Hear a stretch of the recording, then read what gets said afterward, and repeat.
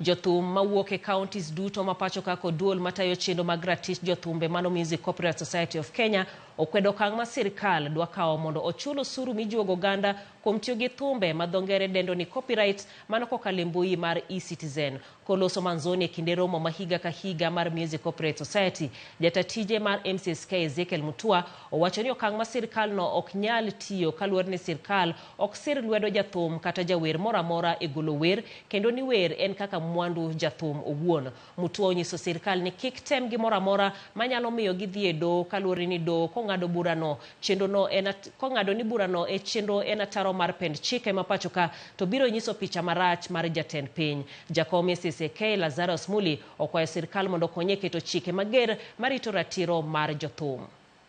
Citizen system ya kuokota pesa ya wanamuziki.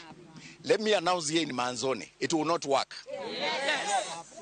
It will not work because of several reasons. Music is a private property right. Yes. Ni ya msanii, ni kama ile mahindi iko kwa shamba yako. Ukitaka upatie ng'ombe unapeana. Ukitaka muunde chama ya wakulima muuze, hakuna serikali. The government does not help musicians to produce their music. The government does not buy the music.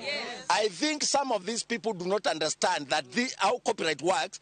Copyright is a private property.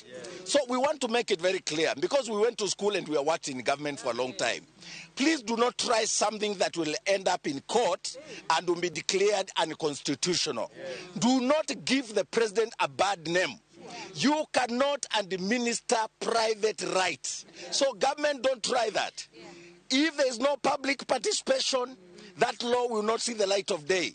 If it is forced through, we will take it to court. Let's be very clear.